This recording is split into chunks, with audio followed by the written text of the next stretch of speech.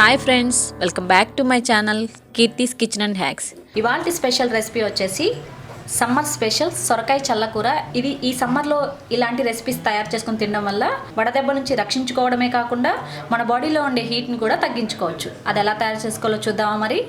ముందుగా పెరుగు, ఇది కొంచెం చిలికిన పెరుగు, ఇందులో కొద్దిగా పసుపు, టేస్ట్కి సరిపడా సాల్ట్, అలాగే కొద్దిగా వేయించి పొడి చేసుకున్న జీలకర్ర పొడి, వీటన్నిటిని వేసి ఒకసారి మిక్స్ చేసుకుందాం.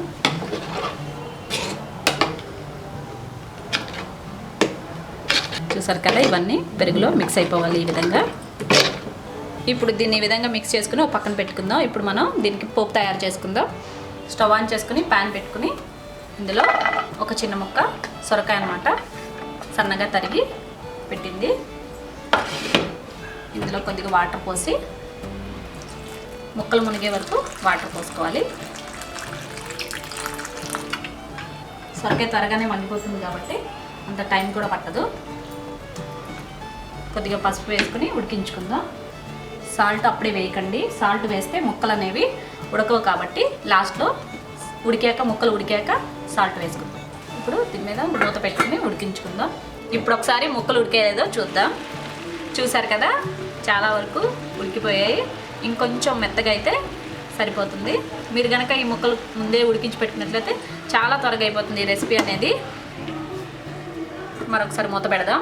ఇప్పుడు ఒకసారి ముక్కలు ఫ్రై అయినాయి కదా, ఇప్పుడు చూసారు కదా ఎలా ఉడికిపోయాయో. ఇప్పుడు ఇందులో మన ముక్కకి సరిపడా సాల్ట్ అనేది ఇప్పుడు యాడ్ చేసేసుకుందాం. వాటర్ కూడా ఎగిరిపోయాయి మొత్తం. కొద్దిగా ఆల్రెడీ మనం పెరుగులో వేసుకున్నాం కాబట్టి ఇందులో కొంచెం చూసి వేసుకోండి.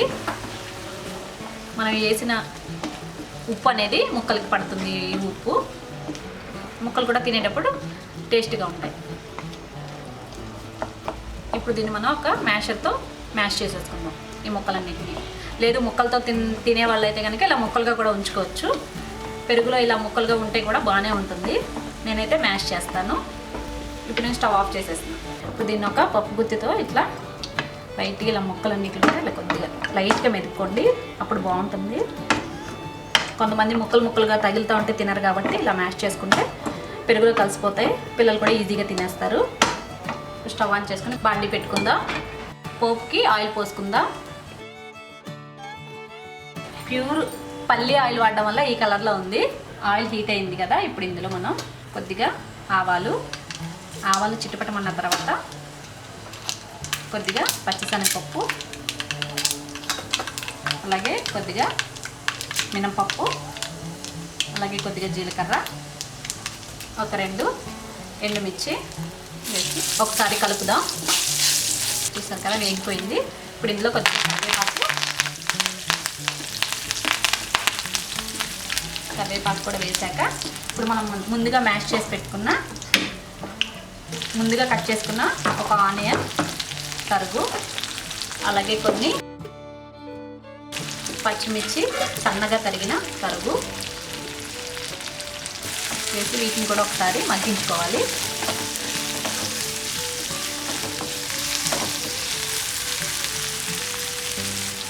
అలాగే కొద్దిగా దంచి పెట్టుకున్న అల్లం ఫ్లేవర్ అనేది చాలా బాగుంటుంది. పెరుగులో వేసినప్పుడు కూడా పెరుగు మంచి టేస్ట్గా ఉంటుంది కాబట్టి కొంచెం అల్లం దంచి వేసుకుంటే బాగుంటుంది.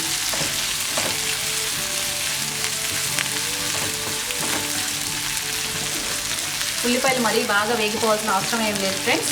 ఇప్పుడు ఇందులో మనం ముందుగా మ్యాష్ చేసి పెట్టుకున్న సొరకాయ ముక్కలన్నీ కూడా ఇందులో వేసి ఒకసారి తిప్పుకుందాం.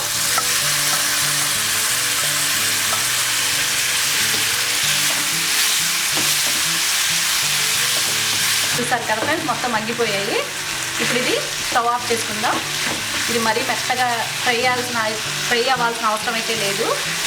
ఈ విధంగా మగ్గిపోయిన తర్వాత స్టవ్ ఆఫ్ చేసుకుని చల్లారాక దీనికి పెరుగులో కలిపేసుకుందాం. మనం ఫ్రై చేసి పెట్టుకున్న సొరకాయ ముక్కల్ని చల్లారిన తర్వాత పూర్తిగా చల్లారాక మాత్రమే పెరుగులో అనేది యాడ్ చేసుకోవాలి. లేదంటే పెరుగు డైరెక్ట్గా వేడి దాంట్లో వేసినట్లయితే ఏమవుతుందంటే పెరుగు అనేది విరిగిపోతుంది. కాబట్టి ఇది పూర్తిగా చల్లారాకే కలుపుకోవాలి.